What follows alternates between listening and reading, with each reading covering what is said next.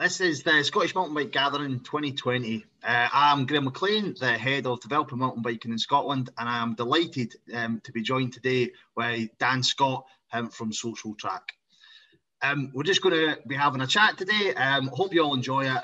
We certainly at Developing Mountain Biking in Scotland are hugely impressed by the work that Socialtrack do in their area. Their ability to engage people, their ability to develop projects, get them off the ground, get kids inspired and riding bikes, we think is a tremendous example. We're delighted that Dan can join us today, share their story here, and we're sure that this will help you and inspire you out there to do projects probably similar to Dan's, but building on the work that he's doing in Scotland. So thanks very much, Dan. Thanks for joining us. No worries. Today, just to start off, can you just give us a bit of background to Socialtrack? Socialtrack is one of those labours of love that if you looked at Company's House, it would look like we'd only been together for like 2.5 years or something like that, but it's probably about 7 or 8 years worth of work. And there's even a background to all of that goes back about 12 years. So essentially what Socialtrack has existed as Socialtrack for, like I said, for 2.5 years. But we originally, before that, we came out of I used to be the chair of the Wishawhill Mountain Biking Club. And that grew out of a local club as well. But what happened with Wishawhill Mountain Biking Club is that while I was chair, we were actually asked to be involved in the Wishawhill Wood Pumptrack, which obviously we're going to talk about later. But it came pretty quickly, and even before that was mentioned, we'd done some work with North Lanarkshire Council schools, and we'd worked with two or three schools as Wishawhill Mountain Biking Club, and it became really obvious that it needed to be a business. There needed to be a business there that actually supported community groups and schools, a non-profit organisation that actually could provide bicycles, it could provide coaching, and that was affordable and could engage with local people and actually had community work at its roots rather than, say, the sport rather than the activity. If you need to see the difference, rather than focusing on getting people racing, just get people riding. And it was obvious that there was a group there that needed that. Socialtrack is mostly myself and Neil Morrison. And the combination of the two of us and where we meet kind of makes Socialtrack. My background is social care and social work, and I studied social work at UWS. And Neil's background is actually economics and the cycling retail. So he knew that pretty well. And from a riding point of view, he was a BMXer. I'd done some downhill and was a skateboarder. I'd done a whole bunch of stuff. And myself, I had took up mountain biking 12 years ago and 7 stone ago to try and lose weight and get healthier. And so I don't know if that's true though. I mean, the amount of bones I've broke since then is I don't know if I'm healthier. So so the background then was building that up, and it was that combination of cycling retail and cycling know-how with community and social work know-how, and that really is what Socialtrack is. So, and engaging with communities. Brilliant. No, that's really interesting, actually, and it definitely kind of shows that you kind of got different strengths there that you've combined together into a product that can make sense. And I guess, do you have examples of the kind of work that you've been involved with? The biggest one that really sort of kicked off for us, that if you, what has been the misnomered by Rob Warner as Club 360 was Club 365, and Club 360 is coming soon.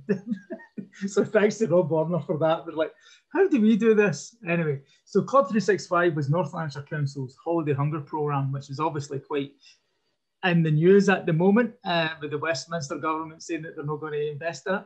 And so obviously that's a big deal. With North Lanarkshire Council 3 years ago decided that they wanted to have a series of delivering school meals during school holidays and activities. And in Craigneuk, itself, and Wishawhill, where the Wishawhill Wood Pumptrack is built. It's an area that has been in and out the top 10 of the SIMD area for quite a while, and it's also where I was brought up. But they decided that they wanted to do Club 365. They wanted this program where kids were getting offered a hot meal every day, and they were offered an activity, and not a lot in the area. They decided that they asked us, you know, could you put something together where kids could come at the pump track and have a shot in the pump track and all the rest of it. So we managed to get some bikes and we get some funding for bikes. We started with different stuff as well, a lot of money on ourselves. We also managed to, as much as it was in partnership with the council, we charged the council for the services as well. So we were able to buy a whole pile of equipment and do that. So over the space of 18 months, we had 90 sessions in that 18 months. So basically every day of the school holidays bar Christmas Day and Boxing Day and January the 1st and 2nd. And so all of that, it was a great program. It was absolutely brilliant. We had 147 individuals, children, take part, which was great. And the engagement and it was just awesome seeing the kids actually develop. And I mean, I'll give you the sort of, I mean, I could talk about all I will go into the sort of social work and community work background of it, but from a mountain biker perspective, for a bit of fun in this, we were privileged to have Brendan Fairclough come and make a video there, and he was a great guy, and I've got to be honest, I was really like cynical. I was like, what's he doing here, sort of thing, like what's this all about? He's just going to take the mick out of these Craignook kids, you know, out these wains. He's just, what's this guy doing? And he absolutely loved it, and he was on his very fancy Scott DJ bike and all the rest of it, and he was letting all the kids have a shot of it and all that sort of stuff. Absolutely brilliant. Kids thought it was amazing. It was also about 25 degrees that day, and the sun split in the trees, you know, which, you know, that must have been the only day that year it was like that. And it was the kids absolutely loved it. So I mean, there was that element of it as well, which is great. The kids just thought it was brilliant, and we saw how quick he was as well. They were just like, that was amazing. And but I knew some of our local kids were faster. So I was I remember getting one of the kids, Kieran, who is a great laddie, just doesn't go to school, blah, blah, blah. I should have mentioned his name. It doesn't matter, there's about 20 of them right enough. And so one of the Kierans struggles with school, all this sort of stuff. And I said to him, I was like, dude, if you beat him in one of our DJ bikes, I'll let you keep it. And I was serious. And I was lucky because then Brendan said, so timed him, got the stopwatch out, timed Brendan, 26 seconds. Kieran, do you think you can beat that? Oh, yeah. And I was like, and then I said, you beat him in my bike, you can keep it. And then Brendan said, oh, do you want to ride my bike? And he was like, yeah, that'd be amazing. So he jumps on this Scott, which is probably about $3,000 or something. So he jumps on this Scott and then gets 25 seconds, and I was like, everybody's jumping up and down, right? It was like, go Kieran. And considering the record at the moment is 23 seconds, that's pretty good. And then it suddenly dawned on me, I get to keep my bike. So it was, and Brendan didn't offer him his, by the way. It was just get that out there. And so I'm sure he could have given his no bother, you know. So that was that. But it was so just some of the fun anecdotal stuff. I think that's the main thing with all of this is we just try to have fun. We just try to enjoy it, and it's an awful lot of work doing it, and we're very serious about it, but we're very serious about having fun. And that's the whole thing about pump tracks. You just enjoy them. You know, you don't put, for us personally, I know we weren't at the first pump track, but for us personally, we try not to put too many rules to it. And you find that, and a bit of faith, and this is where the community thing comes in. you have a bit of faith in the community. You have a bit of faith in the young people to police themselves. Everybody in the west of Scotland knows how bad sectarianism is, you know, and it's not as bad as what it was when we were young nippers, Graeme. But I don't think you probably didn't experience much at different people's. But when we were nippers, it was worse. It definitely was. But it's still there. But at Wishawhill Wood Pumptrack, where it's still an issue in Craigneck and Wishaw, you know, football's not allowed to be spoken at the pump track. And it wasn't us that brought that rail, it was the kids. The kids made that rail. You don't talk football at the pump track. When you're at the pump track, you talk about the pump track. You don't talk about football. And so that was one of them. The other one, the one that we had to hammer home all the time, was about having respect for the pump track, was not spitting on the pump track. And if you think of it when you're riding your mountain bike, how often you probably spit, it's probably quite a lot. And when you ride, you do that quite a lot, especially in our climate. So it was, so that's a big one, not spitting in the track. And it gets to the point where it was so hammered in that you get kids losing their head when they see another kid, you know. And so from community stuff, you're really enabling them, you know, to make up their own decisions and to make their own choices and stuff. And it's, and I think that's the thing, is it, but it takes work. I mean, back in that background of Socialtrack, we visited the 3 community groups in Craigneck on a monthly basis, and the primary school that's in Craigneck, you know, all next to the pump track, every month for a year. You know, we had to do the groundwork, and the kids at the primary school were going down a year before there was even a shovel on the ground, looking at the ground, knowing what was happening. And we had shown them, videos of pump tracks, you know, from different places, Inverness video and different things like that, and showing them what they were getting, and also psyching them up with, like, even just regular videos, you know. Obviously there's loads out there with Danny McCaskill and stuff like that, and just getting them excited about riding and BMX videos and just different stuff. And really the big one that's difficult for us, because it was a learning curve for us, because we knew nothing about it, was scooters. And this is the horrible news, all you mountain bikers out there. The future of mountain biking is scooters. Because the big issue you have for everybody is accessibility.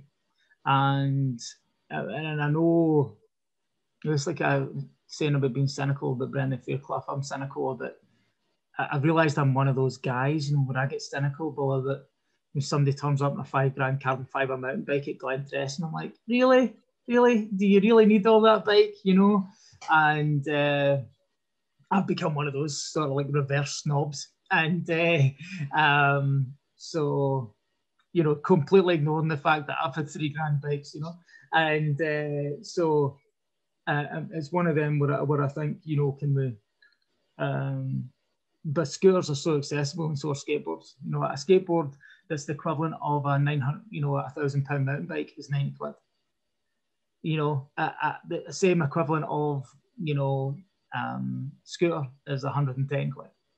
You know, so it's so much more accessible to people. Even if you think about it, even if you do have the money for that, do you really want to spend £1,000 just for a shot? I guess that's the great thing about pump tracks as well, though, as there's just, particularly the tarmac one, there's so many ways of getting into it, isn't it? And, yeah, totally. And doing it, so you've got scooters, you've got skateboards, you've got BMXs, you've got mountain bikes, all can be used in the same space and can do it and can coexist and do it. What I think would be useful as well, like, I mean, I think one of the interesting bits of your story as well is you're saying as well is that that work that you took to get even before the pump track went in, is to get that community engaged, get them interested and get them inspired. So when it comes in, it's not a surprise to them. It's something that they're ready for and excited about being delivered, and they know it and respect it and do it. So just going back a little bit of a stage as well, and it's probably, I think it takes you back to your Wishawhill Mountain Bike Club days. And and things as well, if I'm right. And if you just tell us a bit of the story about a bit more into the detail of how you got that pump track in the first place. Well, that was the background of that, and I know you want to know about SIMD areas and facilities as well, and they kind of tie in together. What happened is that Craig Nuke and Wishaw fell up to, this is strange, it fell into the top 10, and its highest position ever in SIMD, which you never want to be in anywhere near the top 50. They became number 7. And they also had a lot of closures. A school closed down, a library closed down, and you basically got a community of 5,000 people. And it's strangely almost like an island without any water. It's got a railway line at one side of it, and it's got a main road at the other. So basically, if you've not got any money, you can't get out of it. And anyone, and there's a whole other background of just Craignook itself and the schools there. So, so basically, what happened when it became number 7, and the library closed, there was a big concern in the community, and the community decided that they wanted to do something about it, and the Craignook Community Council. And I'll say that right now, by the way, anybody that's wanting to build a pump track in their community needs to speak to their community council. They need to speak to the people. They need to go to these people. If anything else is just, in my opinion, is a vanity project. Yeah, and it's just to stroke your own ego and all that sort of stuff. We care about people, and I think that's the interesting thing about me saying earlier about Neil, is that Neil cares about people. Neil has been travelling to Wishy for 4 years almost, every week from Stirling. Most of the time, at least half of that we weren't able to take a wage. So I mean, it's like, he cares about that, even though it's a completely different background to me, he cares about the people. So basically, Craignook Community Council with Central Scotland Green Network Trust and North Lanarkshire Council used the Vacant and Derelict Land Fund, and they had obviously the big part of Craignook is Ravenscraig. That's the big history of Craignook, is steelworks and Ravenscraig Steel Factory and all that stuff. So there was a piece of ground that had been various things, various community projects for years and years, and generally it had just basically became a den for substance misuse, fly tipping and all the rest of it, with the edge of Wishawhill Wood. And they wanted something to combat antisocial behaviour in it. Because of what Wisham Mountain Bikes Club's work with the council and schools, we were known to the council. We were known for doing various projects. And basically, Craignook Community Council got in touch with us, and the council got in touch with us and basically said, what would you put in this space? Because we were thinking of parkour park. And I was like, who in Wishy does parkour? So if there's hundreds of them, I don't know, no offense to them. And I was like, who does that? And I was like, well, what would you build? And scratching my chin. And then actually somebody said to me, it was somebody who came to the club like once a month or something, and was like, Dan, what would be great would be a pump track. Have you ever seen them? Like the ones I've got in Europe? And I'm like, no. And I was like, they're brilliant. You can ride anything on them. And I was like, it'd be great. So I just said, and that just stuck in my head. And I just said, well, pump tracks. And at the same time, just before that, I'd actually emailed Claudio and didn't expect a reply. I was like, it's a Red Bull. He's a Red Bull guy, Red Bull commentator guy. He's not going to reply to me. And I just said, like, I'm doing this community project. Hopefully get a pump track. How much did it cost, etc., etc. And it was actually, he didn't reply to me, but Ed Wright from Village Solutions UK replied to me, and that was years and years ago. So there was already that in the head of like, okay, we know what we want. And it's like, but what do we need, and why do we need it for? So the outcome was to reduce antisocial behaviour in young people. So it was like, right, what we need to do is, so we went to the very initial meeting that was right in the middle of Craignook, the primary school there. Neil called her bluff a belter. Neil, we all went with Wishing Mountain Bike Club t-shirts on, and feeling all proud of ourselves and everything like that. We went gang-handed, you know, there's about 10 of us there. And then Neil went in this really posh suit because he's posh, and stuck out like a sore thumb. And Neil had been involved in the Stirling skate park build, so he had a bit of background in that. And what he called North Lanarkshire Council was not repeatable in this in this video. But the chief executive of the council was there, and I was really worried how he'd react to this, and he burst out laughing. So he was like, "Okay, we're on the same page here," and so it was the perfect storm, really. You had a community group that were actually involved with bikes. So as much as Wishawhill Mountain Biking Club was even, you know, we've done our training and all that sort of stuff, and we were affiliated with Scottish Cycling and all that stuff. We were a community club with no interest in racing. And then we had the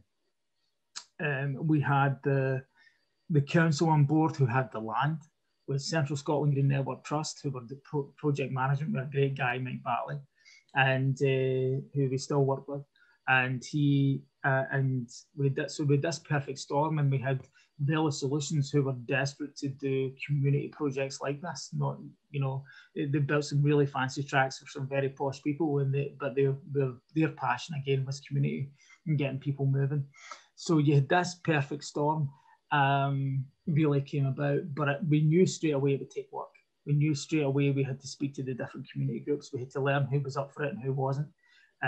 We had some really vocal people against the pump track as well, from quarters that we'd never expected to have it from. Mention no names, but they like mountain bikes, and that was not nice at all. But you'll find everybody else will find that out too. You get plenty of people that don't want it to happen, and it was so all that sort of stuff. But that was the reason why was they wanted to, this place, this spot that had become renowned for drinking and drugs and fly tipping and all that stuff, and was a total eyesore, was what they wanted to change.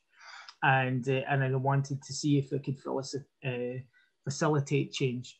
Now, it wasn't enough. We knew that we needed to be there. We knew that we needed bikes. We knew that because the kids didn't have bikes, they didn't have, well, they had scooters, but they didn't have very good scooters. All this different stuff. We knew that we needed to be there. So then that was a case of, right, well, let's go to work and let's see what we can do, and try and put that together.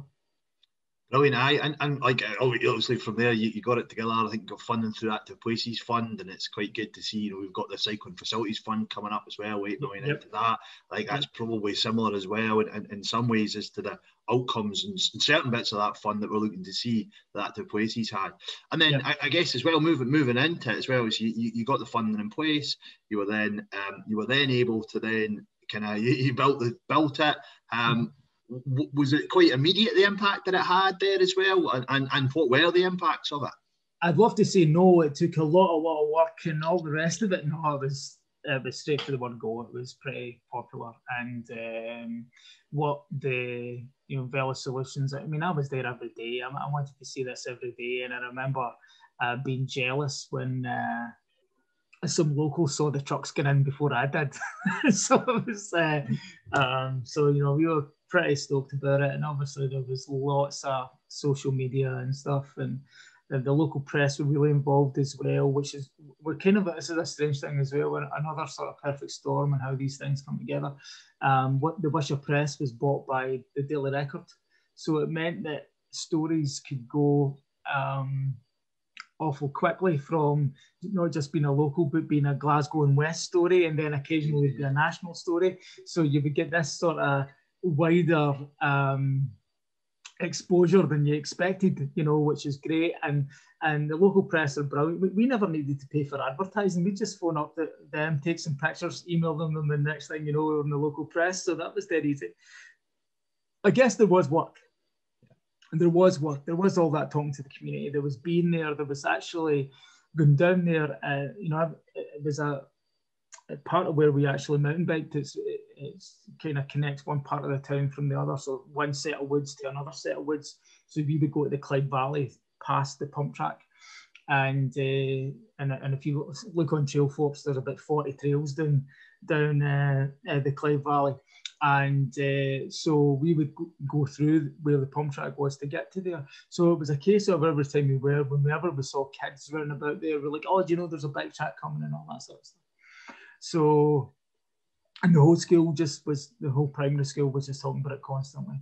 So but I remember going to, it was so busy and it was so, it was getting used all the time. And, you know, it didn't officially open till April, but it was built in December 2017.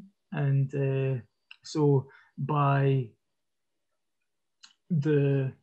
remember going to a community meeting, a big community meeting on the March, and there was a community council leader was there. It was led by the council, and there was about 40 people at this meeting from representing different groups in Wishawhill and Motherwell, and they'd asked us to speak at it and talk about the track and what it does. And then that's when we were the head of the local head of the police and local head of the fire brigade were there.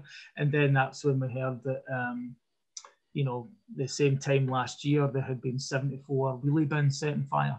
And since the pump track had been built, there'd been none. And antisocial behaviour crime had went from such and such a number to 0. So it was like 120, you know, over the same quarter, 124, I think it was, incidents of antisocial behaviour, and it went all the way to 0 in the same, you know, the next year since the pump track was built. And this council leader was just like flabbergasted. He just couldn't believe it. And he was just like, it's paid for itself already in 3 months, you know. And it was like this quarter is like £250,000 project, because it was more than just the track itself. It was the woods and all the rest of it, about wood management and all that. But it's like, it's paid for itself in 3 months already. Wow. But we've never seen anything like this. And I think that's the thing, is it's having faith in communities, you know, having faith in communities and actually let them do their own thing, you know. And so it's interesting you were saying about, you know, when communities are engaged and involved, they take care of things. Last summer, a group came from Strathclyde University, some teachers from Strathclyde University, some student teachers came round, and I think there was 12 of them or something, and they came to see the pump track. And there was like, we'd worked with another community group, and as much as Club 365 had stopped, we were doing another programme with them where they paid for summer sessions, which was great. And you know, we gave out like 40 like sandwiches and all that sort of stuff. We worked with Lidl as well. Lidl gave us a case of fruit every day. Highland Spring. And this is just how it's these things. When you're doing something positive people gravitate towards you and help you out. So I get really offended when people say, oh, you're so lucky. Luck's not part of it, you know, because you push so hard, and it's people acknowledge that and want to help you out. And the other one was Highland Spring. Neil Zanti goes to church with one of the guys who's on the board of Highland Spring. And the next thing you know, Neil came home from the pump track one day, and there was a pallet Highland Spring in his car park, and he, you know, in front of his garage, you know. And it was like, so they were like, oh, we heard you get these kids, you know, give them some water and stuff. And it was like, so all this sort of stuff. And it was, so it's pretty awesome how these things come together. And so these guys came from Strathclyde University, and they walked up, and it was like, oh, you Dan, yeah, hi, how you doing, all the rest of it. And it was like, Dan, can you show us the graffiti that's on the track? The first thing they asked. Can you show us the graffiti that's on the track? And I'm like, there isn't any. And they were like, what? And they just automatically assumed that there would be graffiti in it. I thought, is there some module that they've been learning that, you know, this says something about facilities and how they're engaged with or not engaged with or blah, blah, blah. And I was like, there's none. And I'm like, really? And I'm like, yeah, there's none. It's their track. Why would they vandalise it? You know? And it's like, and they know it's their track. So it's like, so why would they vandalise it? And they were totally shocked at this, you know? And it was like, I was a bit shocked at it that was then I kind of realised that, you know, it really is their track. You know, they really do identify with it as theirs, you know, the young people there. And if anything, that's a massive win in its own, I think. Totally. As well, just in terms of the physical bit of your space and how you, because I think you hire and you've got free bikes that you use for your sessions and holiday programs and stuff. How are they stored, and how does it all? How do you kind of manage that? So what we have a typical day at the pump track with an activity happening. So whether it's like a holiday program, or at the moment we've just done some school sessions. Obviously with COVID it's been difficult, so with school sessions just now. What we have is we've got the track itself. We helped campaign for a Socialtrack active travel route to go right past the pump track, and it uses the woods as well, so that's been great, and about 3 times the price of the pump track, by the way, and it's crazy the money. And so we've got that Socialtrack path that goes right past the track as well. It's a little bit off the housing estate as well, so that's kind of but it's only about 40-50 yards away from it, so it's close enough to be in it and far enough away not to be in it, if you know what I mean. So it's got that. What we have is we have a van. So Socialtrack is at the moment at its peak it was 3 full-time members of staff and 7 part-time. Now we've got at the moment, just with COVID, it's been really crazy, but at the moment we've got 2 full-time, 2 part-time, and with different cycling qualifications. The bare minimum that's kind of useful for us is actually cycle ride leader. So just one out there for just having cycle ride leader and being able to use that. A big factor of what we do is incorporating active travel into what we do. So hence why the Socialtrack path and all that sort of stuff as well. You know, we've campaigned for these things too, because at the end of the day, what we try to sell is that when these kids ride the bike, that they actually come here and go from here and then go to the shop, school and work on the same bike. And try to campaign and almost campaign without putting a bit of paper that yes, you can commute to work on a BMX. You know, I've done it. So it's like, you know, and I'm 45 and I've done it. So it's like, it's doable. And so what we have there is we've got, so that's what we've got staff-wise. We've got a van that we use. It's just a transit that we use for transporting stuff. We've got a bike carrier, bike trailer for when we do mountain biking type stuff. And most of our stuff is stored in actually an old garage warehouse. And then at the site itself, we've got 2 containers. So we've got 2 shipping containers, a 20-footer and a 32-footer office. At the moment is what we've got there. We're about to go almost full time at the office and be there all the time. Part of the redevelopment of the land was putting down, it looks kind of like a stone chip car park, but it's closed off from the road. So that's what's used there. Bike-wise, we bear in mind we do active travel stuff and support NHS staff and community group staff as well, with bikes and active travel stuff. All in, we probably have about 110 bikes, about 20 scooters and about 20 skateboards, and more helmets than you can shake a stick at. So it's awesome. It's an awful lot of money.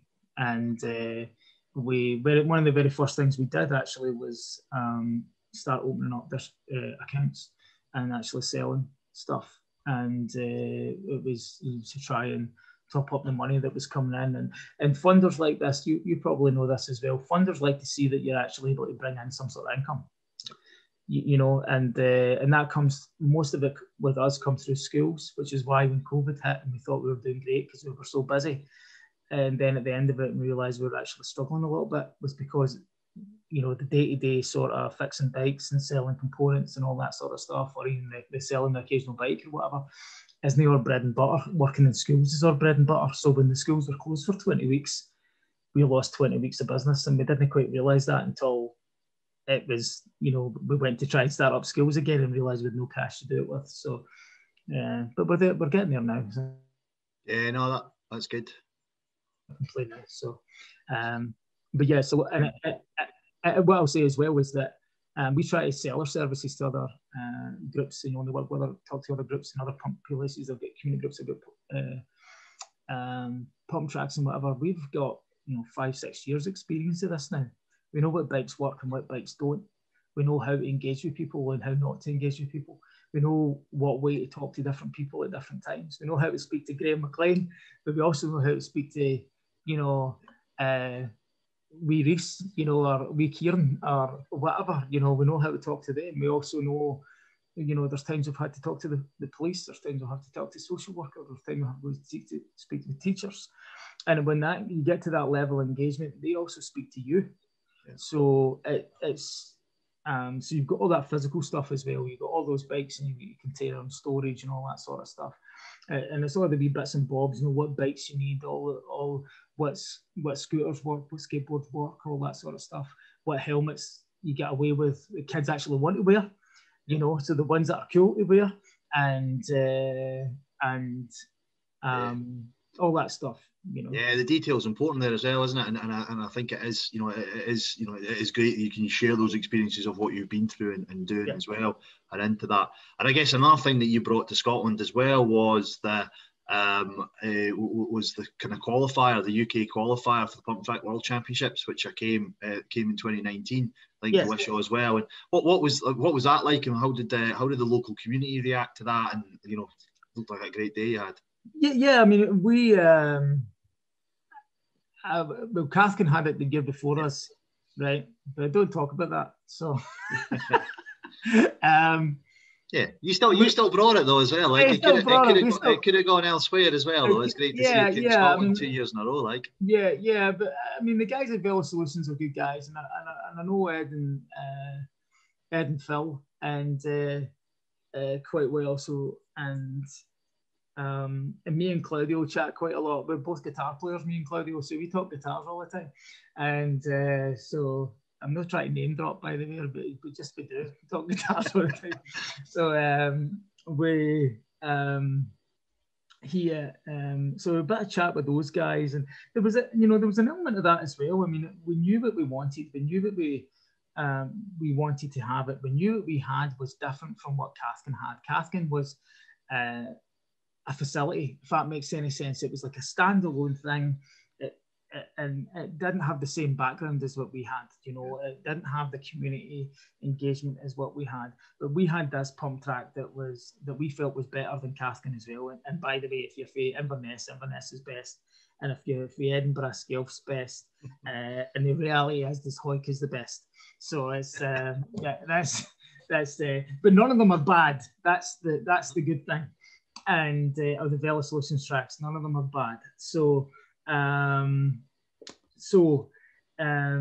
we knew what we wanted, and we knew that we needed to go out there and actually sell ourselves. So it was a case of even we go to Flamboyant every year for the World Cup, So it was a case of, we knew that Claudio was going to be there. We'd obviously we'd met Brendan before, and it was like, right, we know, and Claudio was Brendan's manager at the time. So it was like, let's just chance our arm and just be gallus and just go for it.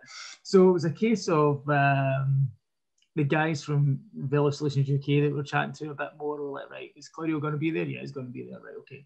And then it was like, everything gallus, by the way, total chancers. It was every day phoning whoever we knew from Scottish cycling. You getting us into the World Cup? You getting us into the World Cup? You getting us into the World Cup? Until finally somebody said yes. Like, okay, right, there's 5 of us going. And then it was, sorry, I've just lost you about 100 tickets. Everybody's going to try now, isn't they? And then it was like, okay, Claudio, we're going to the race. Claudio, we're going to the race. Claudio, we're going to the race. When are you going to be free? When are you going to be free? Brilliant.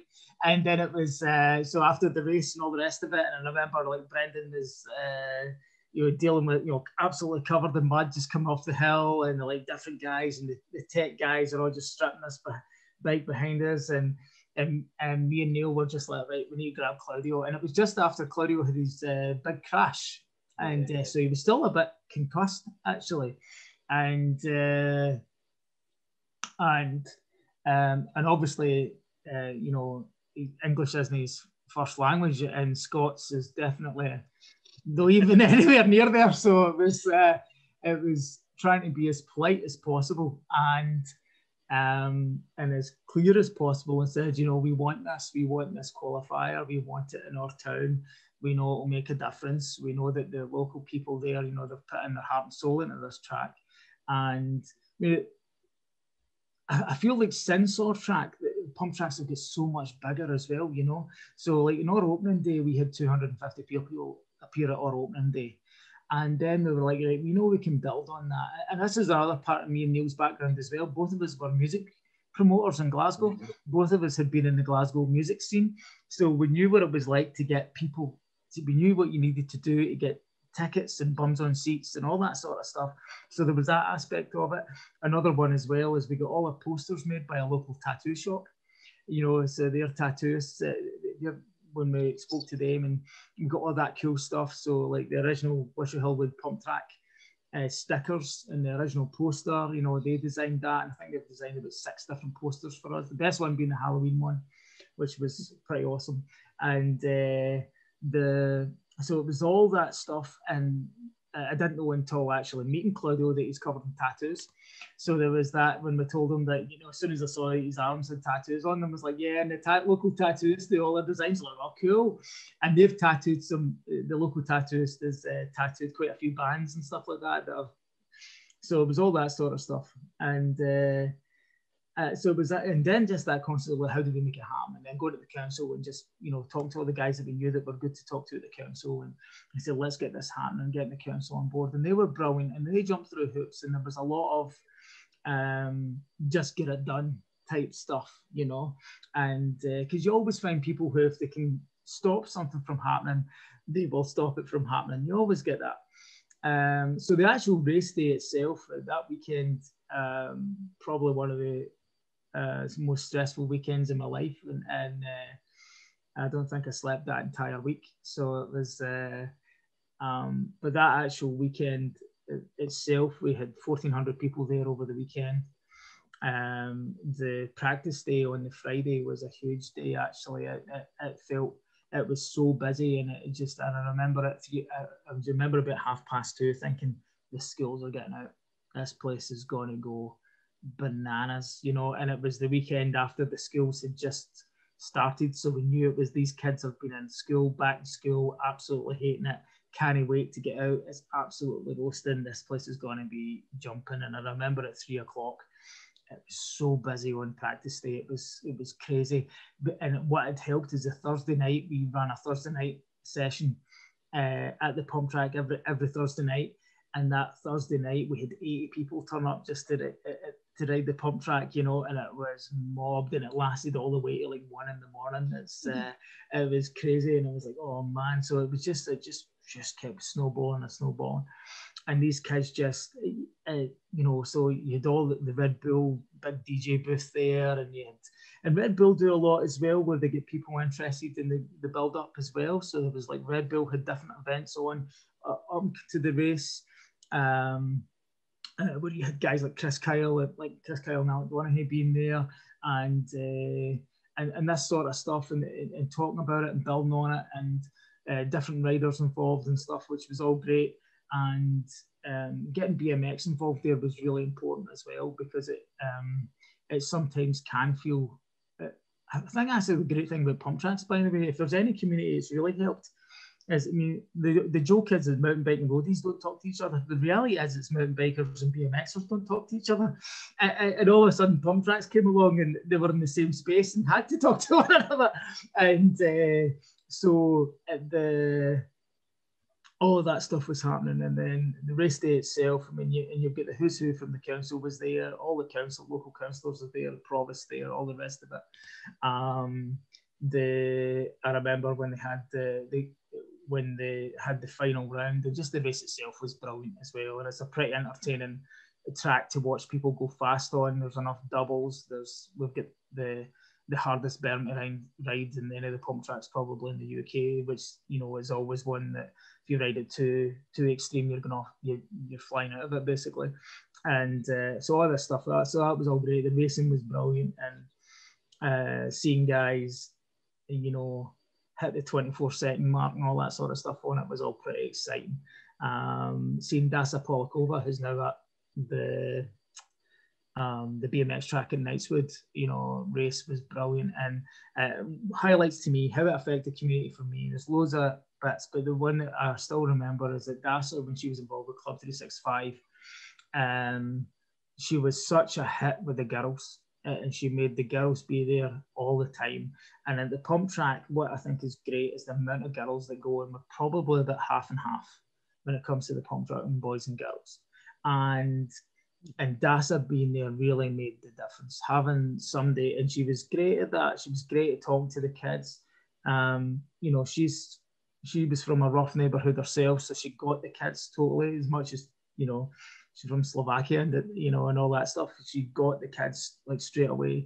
And one of the highlights for me was on Dasha's last run, when she came out one of the berms, and there was all these kids, and you actually can't see it in the video of the race because it pans her, and they're all actually in this divot. So you get these like 20 kids that you couldn't see because they're in this divot of where the berm is. You can't really see them. And but I remember standing watching her going, oh, man, she's going for this.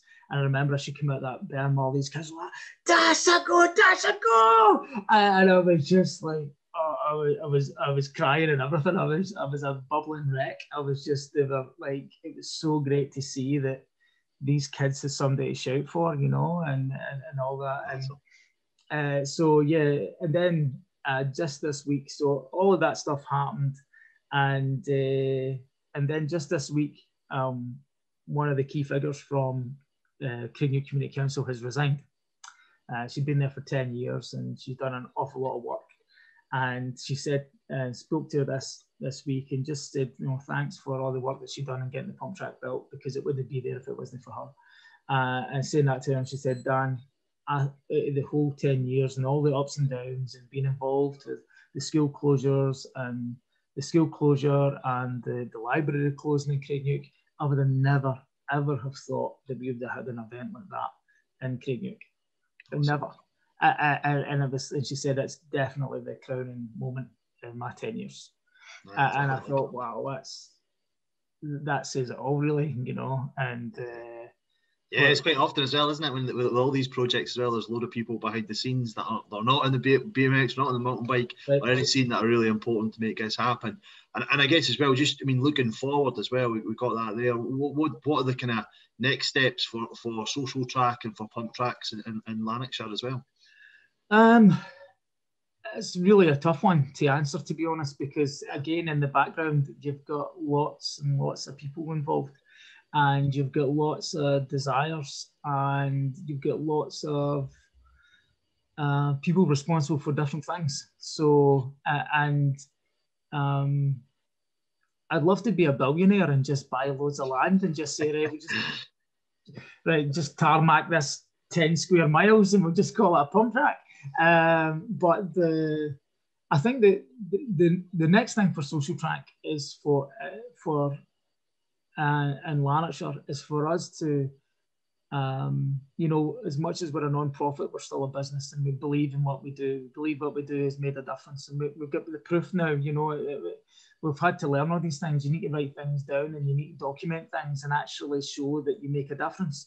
And it was one thing knowing we make a difference, but being able to show other people that we make a difference and it's even different how we speak to organisations now. You know, how we spoke to Cycling Scotland 4 years ago as opposed to now is completely different. You know, how you even speaking to yourself, you know, it's different, you know, from what it was back then, you know, because it takes time to build relationships and partnerships with different people. Now that we've done all that, what we're trying to say to people is that we can help. You know, it's like, you know, we can help you find funding, we can help you find, you know, we know the companies to talk to, we know how the training to go look at, all that different stuff, and so that you keep yourself right and you do a good job. And so our thing with Socialtrack at the moment is we want to see more pump tracks in Lanarkshire. West Lothian is knocking it out of the park. They're building pump tracks, and yes, there's an element of building pump tracks for pump track's sake, because they do make a difference. There's something special about them. They make a difference, and there's no question about that. But there's something even more unique about Wishawhill Wood, where we've been involved from even before it was a bit of paper, never mind anything else. We've been there from the start, and there's something different about being involved right from the start and actually being engaging with communities. So what we're trying to do now is we want to see more pump tracks in Lanarkshire. We want to see them serving communities, because that's the thing. As much as we had, I mean, look at Hoyk just now. Hoyk's an amazing pump track. It's absolutely stunning, and I'm blown away. I was blown away when I went to Hoyk, and it's captured the imaginations of everybody as well. And but as much as it's had people traveling from all over the UK to go ride it, it's still for the people who live there. Yeah. You know, and it's the same with the Wishawhill Wood. It doesn't matter that Chris Kyle and Ali Clarkson and all these guys have ridden the Wishawhill Wood Pumptrack. It matters more that those kids on Gateside Road and Meadowhead Road ride that track. And, you know, it matters more that they're the ones that engage with it. And it's, it was great. It was great pride to actually tell Claudio just a couple of weeks ago, when we were talking about building more tracks, and like, what sort of stuff can we build in Lanarkshire? What sort of stuff can we do? How can we incorporate skate parks into our pump tracks and all this sort of stuff? And I said to him, you know, see, when it's not raining, there's still 100 kids visiting that track every day. You know, it's like, it doesn't matter that, you know, as amazing as the race was and all that different stuff, it's still getting used, and that's the thing that really matters. We don't want it to be like all these abandoned skate parks all over Scotland. We want it to keep being used, but we know that there's lots of places, and because it is used locally and it has made a difference to these kids who are in SMID areas, that we want to see it more over. Because let's be honest, the poverty in Scotland is real. It's more widespread than people want to admit that it is. And also the other side of it is that when it comes to mountain biking talent and BMX talent and action sports talent in general, these are the places where the next crop are going to come from, you know. And we've got proof of that. You know, Danny McCaskill wasn't born into being a millionaire, you know. Neither was Chris Kyle, regular Joes. And I think that's the thing, is it's just trying to, that's where, and like I said about that laddie Kieran, you know, and it's tough because we don't see Kieran anymore, you know, and Kieran's family are involved in all sorts of organised crime and all sorts of stuff like that, you know, and you worry where these kids go, you know, and that's the sad side of it, you know. But the whole point is we want to see more in Lanarkshire. We want to see more. We want to see more of that good stuff happen. That's brilliant. I mean, I think from ourselves as well, you know, we're responsible for overseeing the national strategy for mountain biking, and we can see these links as well that I think that you have from the sports side, and that ability for kids to go and access it, and then the chance that they have there to have success on the world stage as well. And we're really hoping, you know, you've got Mark the Cat, you've seen in the inspiring video that Red Bull did as well, and you can through, and he's got that local accent, the kids can look up to him and do it. Kieran's this world can see what I could be at that level as well. And you combine that though with that impact, 100 kids a day, even when it's pouring down, it's horrible weather, the kids are coming along, they can do that, they can see that the stars of the world stage can come to their neighbourhood and their community. And like, I think really importantly, you said as well, it's their track. And I think it, you know, what you've done well with that as well, in my opinion, is you've brought in that ability to make it their track. You've owned it. You've helped them push it forward through Socialtrack and your partnerships, and then you brought others into it as well, and you've made those partnerships work as well. So it's really important that you can bring in the Central Scotland Green Networks of the world.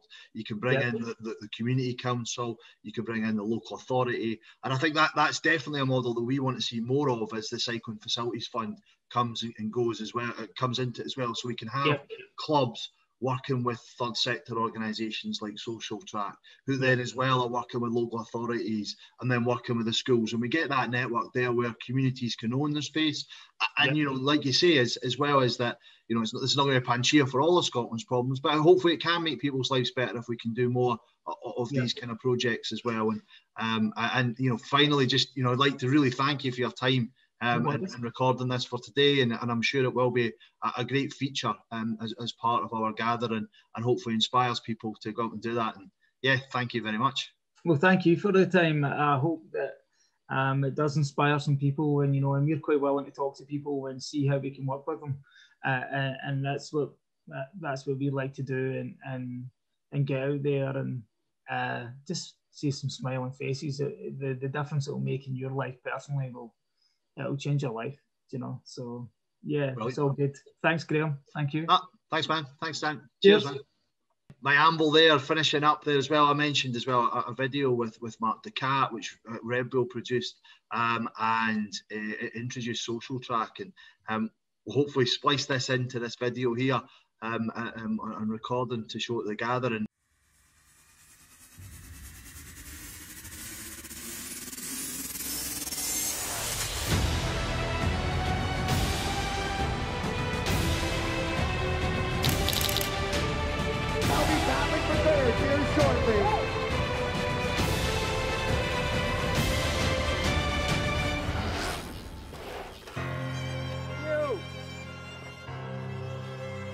The Red Bull Pumptrack World Championship is one of the most accessible cycling events in the world, and no one represents that more so than Mark Ducat.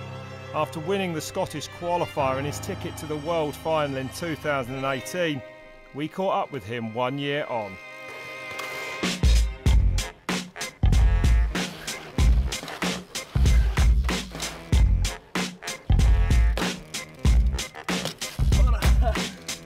Put subtitles on this. No. A lot of people don't understand. Like, even though I speak English, it's like, is he? We are at Cathkin Pump Track, where the UK qualifier was last year, where things started to go right for me.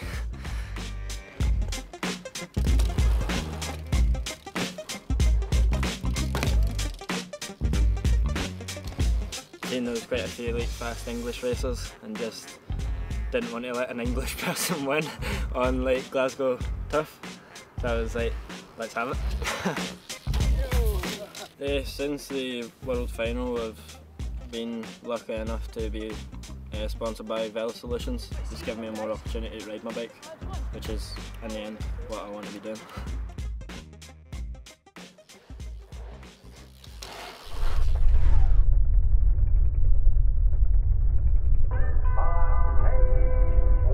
After spending some time with Mark in Cathkin Braes at the Velo Solutions Pump Track, he took us on a tour of his local community to show us where it all started for him. I'm out at where I learned to ride a bike. My dad walked to the top of this hill with me and sat me on the bike and went, go. Kind of just went into all the bushes at the bottom. We are at Riverside Museum, the new transport museum. It's the council's like put in some new sort of street spots for like skateboarders and BMX. It soon became apparent that few locations had the same impact on Mark's riding as one place in particular. Unit 23, skate park where I kind of learned everything, and it's indoors, so Scottish weather doesn't really allow you to ride outdoors all the time.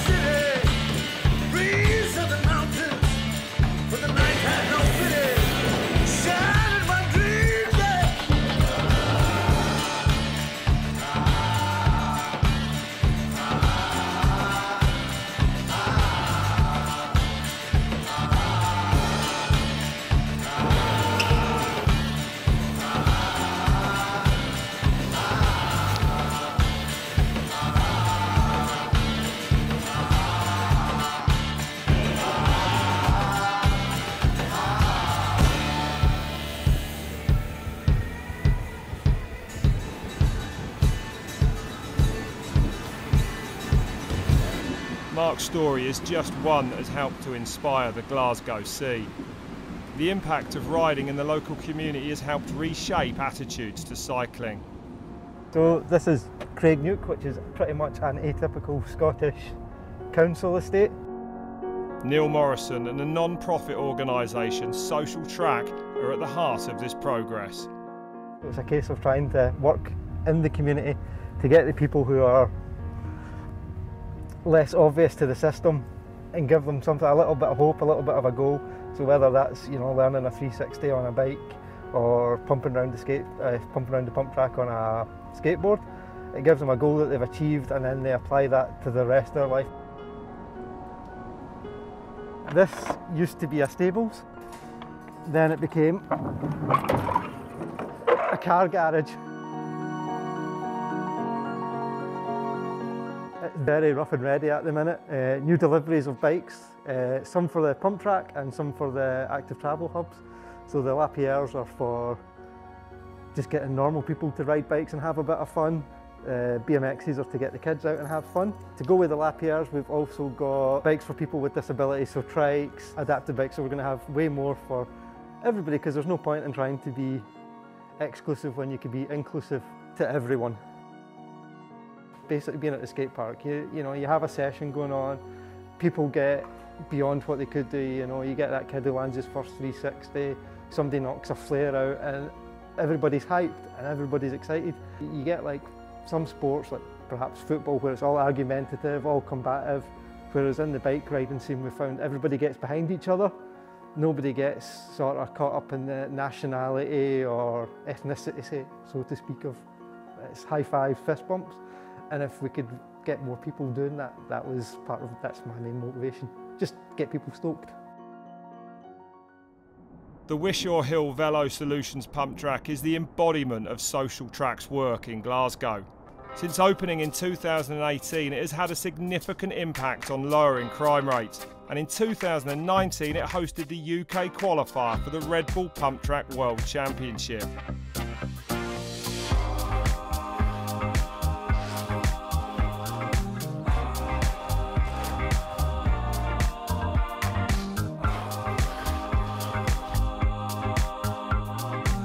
Since the pump track's been here, the social impact has been massive. Now families have a place where they feel safe that they can bring their children to ride bikes. Socialtrack's main involvement is coaching and bike hire. So children that don't have a bike are able to actually get a bike to ride. The local police, the local council, the local fire brigade, they're saying that antisocial crime is down 55%. Last year, Mark Ducat winning the UK qualifier through in Glasgow was a real positive and a real role model for a lot of young riders. The fact that Mark was relatively unknown, the fact that he had the same accent as them, they could relate to him. He wasn't a guy from California or somewhere like that. All of a sudden the penny clicks, you know, that's something I could do. What's even better is that some of them look at him and go, I'm faster than that. So there's already people who feel that they can really grow in potential and actually compete on a world stage. With the Red Bull Pumptrack World Championship coming to Wishawhill, the locals were ready to welcome the rest of the UK and show them what they are made of.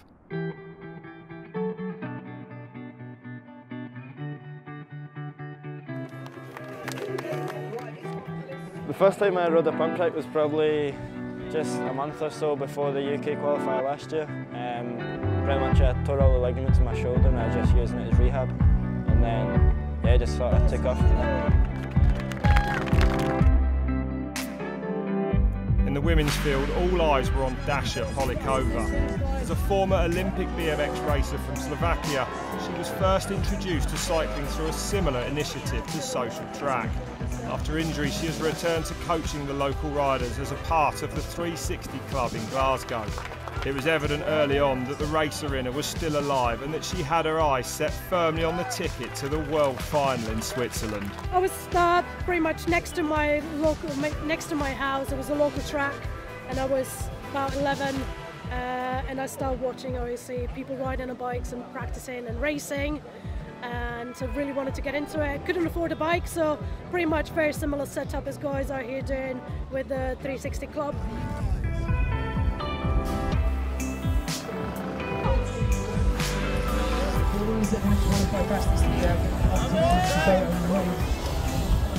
Pump tracks are good for all ages. Like, it kind of teaches you the fundamentals of, in a sense, skate park etiquette. Just like how to drop in, when to go in, when not to snake. Just kind of teaches you the basics of how to ride in a good environment.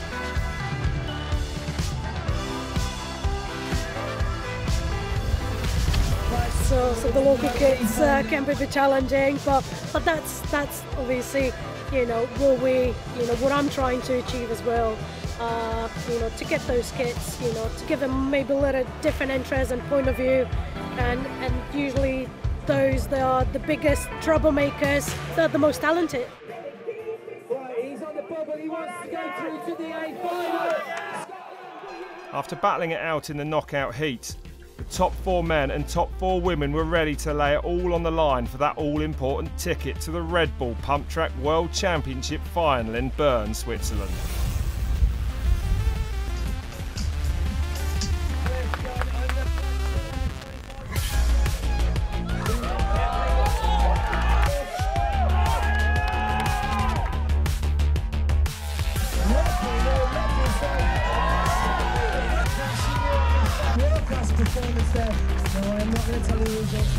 It was now time to find out who will take that all-important win here in Glasgow. Put your hands together for Dasha Holikova!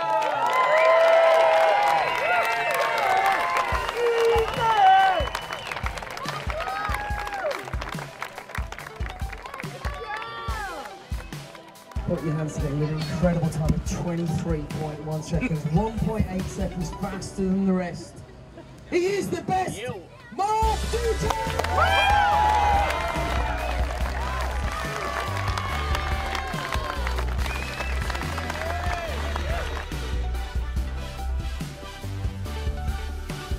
Super cool that Mark Ducat made it again to the final in Switzerland this time, but this time he was on a 26-inch bike, while last year he actually won on a BMX.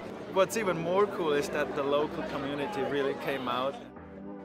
I was hoping that I'm going to win it, but obviously you never know till, you know, till actually get a win. But yeah, it was great fun. There's a lot more pressure going into this year's race. Everyone else smashed it as well. Pete was going really quick, and then because we didn't know the times, like until they announced it, I was like, oh, I'm just buzzing.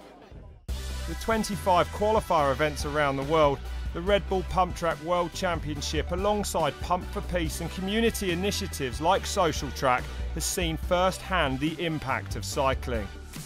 The World Final will be the ultimate showdown of riders from around the globe in Bern, Switzerland on the 19th of October. Who will take the 2019 title is unknown, but one thing is for sure: pump tracks are changing lives.